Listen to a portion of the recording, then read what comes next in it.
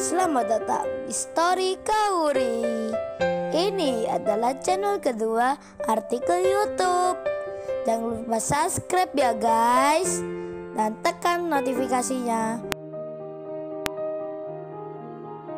Kisah pemuda kaya, anak bos besar, pemilik 73 perusahaan, yang menjadi cleaning service. Episode 361. Bagian pertama, Iwan dan warga desa, yang baru saja melawan Pak Lurah. Hal itu pun menimbulkan rasa, untuk selalu waspada, selalu berjaga-jaga, karena ancaman Pak Lurah, bisa datang kapan saja. Oleh sebab hal tersebut, Iwan jadi teringat, akan Kenshin temannya, dan Iwan pun bicara, "Bro, baiknya kamu sekarang pulang saja bro.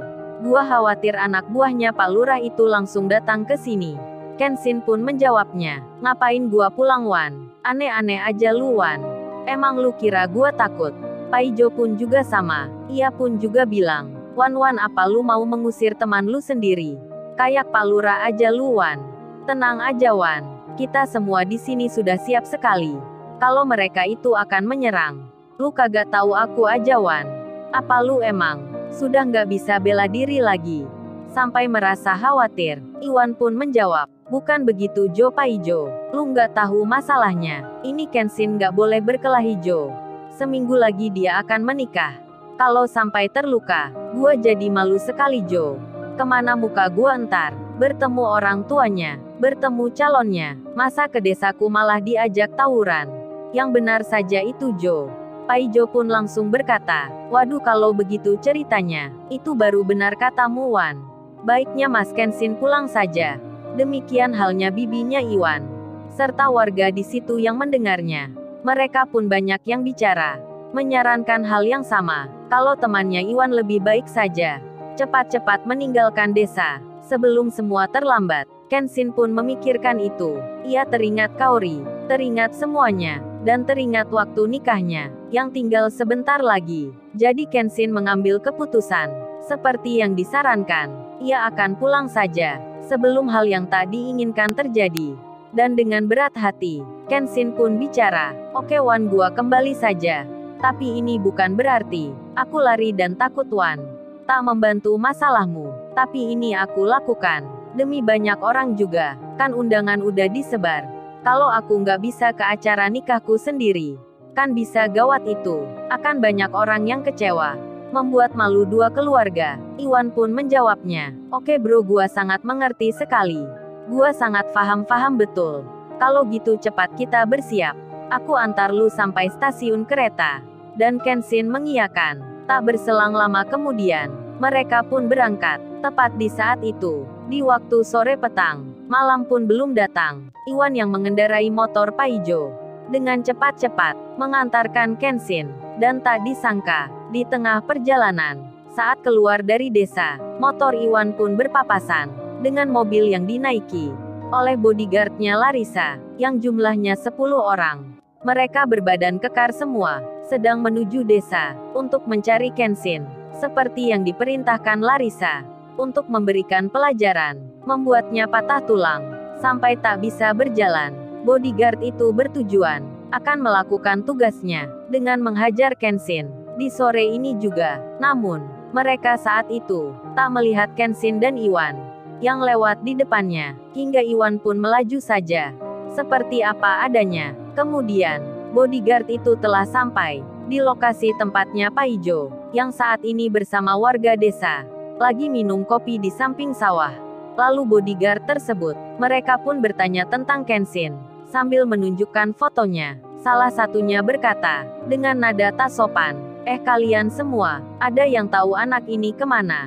Kita ini mau mencarinya." Paijo pun melihatnya. Begitu pula warga lainnya, yang dimaksud itu adalah Kenshin, temannya Iwan.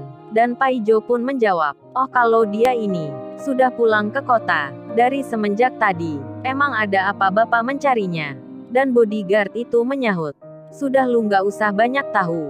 Awas kalau lu bicaranya bohong. Waduh, sudah datangnya tak permisi. Bertanya juga tak baik-baik. Malah arogan sekali. Pakai mengancam segala." Paijo pun menjawabnya, "Lo itu emang beneran. Pemuda tersebut sudah pulang Kalau nggak percaya, cari saja di kota. Paijo pun jengkel jadinya. Ia merasa marah pula dengan orang-orang ini. Dan dengan segera, tak pakai berpamitan, bodyguard itu pergi, meninggalkan tempat tersebut. Mereka masih mencari akan keberadaan Kenshin. Lalu kemudian, warga desa pun saling bicara. Mereka merasa bersyukur akan keputusan sebelumnya, yang menyuruh temannya Iwan pulang. Kalau terlambat sedikit saja, bisa-bisa temannya Iwan itu akan celaka. Dan para orang suruhan tersebut lalu menelpon Larissa. Halo Non Larissa, ini saya sudah mencari orangnya. Sudah ke tempatnya juga, tapi kami tak menemukan. Malah kata orang desa, pemuda itu sudah pulang ke kota. Larissa pun menjawab, jangan percaya berita itu Pak. Mereka semua berbohong. Pokoknya saya nggak mau tahu. Pemuda itu harus diberi pelajaran.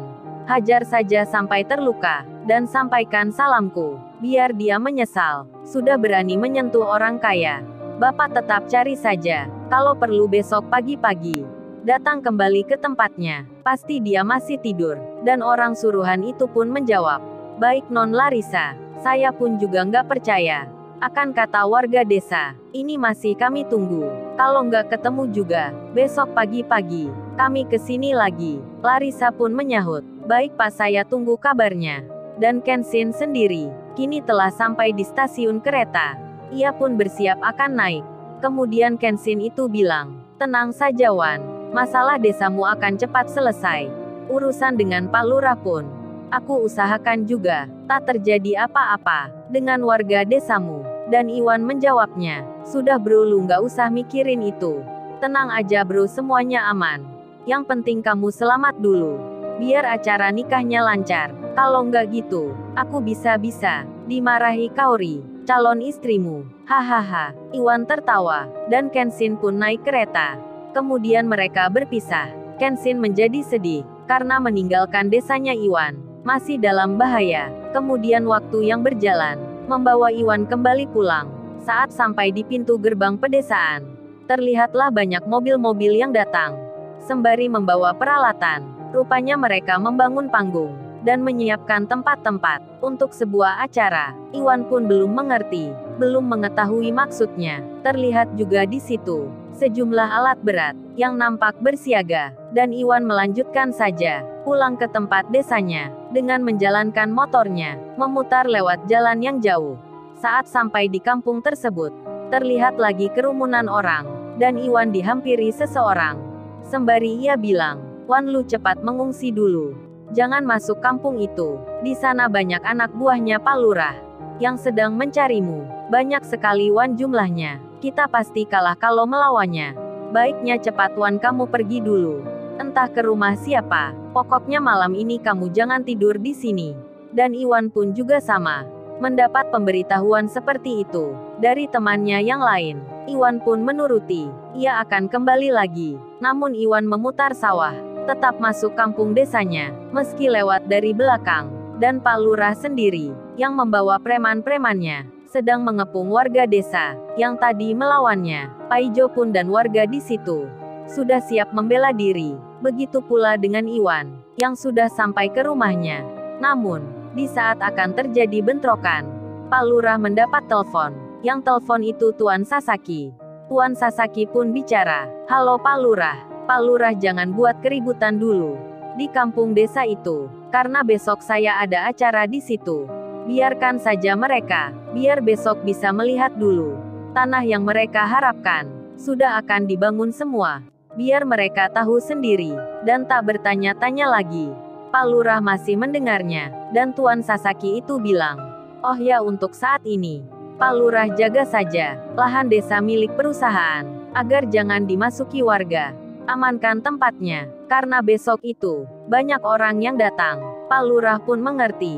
Kemudian, anak buahnya semua diperintah untuk segera mundur, beralih ke tempat lain, hingga bentrokan antar keduanya tak sampai terjadi. Dan berlewatlah beberapa waktu, sampai pagi pun tiba. Desanya Iwan kini kedatangan banyak orang. Mobil-mobil pun mulai masuk, satu persatu melewati pintu penjaga, termasuk miliknya Larissa, yang naik mobil Ferrari. Dipersilahkan juga melewati. Larissa pun dihormati, bahkan diantar ke tempat VIP. Dan ayahnya sendiri, Tuan Sasaki, tak kalah penting juga. Para pegawai dan security begitu menghormati sekali. Hingga acara utama dibuka, Tuan Sasaki itu meletakkan batu pertama, pertanda akan dimulai pembangunan properti raksasa. Para relasi perusahaan di situ, yang semua pengusaha dan orang kaya, menjadi senang sekali. Wajah-wajah mereka ceria, penuh dengan bahagia, karena di bayangan mereka, ada untung yang besar, ada uang yang banyak, akan datang dengan cepat, karena tempat ini sangat indah. Semua pengusaha di situ nampak begitu senangnya, namun lain halnya dengan warga desanya Iwan. Mereka nampak sedih sekali, bahkan sudah putus asa, karena tanah desanya pasti tak mungkin kembali. Demikian dengan Iwan, yang merasakan hal yang sama. Rumah dan tempat tinggalnya, serta tanah warisan ayahnya, terhitung hari ini, semuanya sudah berakhir. Lalu, bagaimana kisah selanjutnya? Subscribe channel ini untuk episode berikutnya. Terima kasih. Jangan lupa ya guys, untuk kelanjutan ceritanya ada di channel Story Kauri. Jangan lupa subscribe ya guys, dan tekan notifikasinya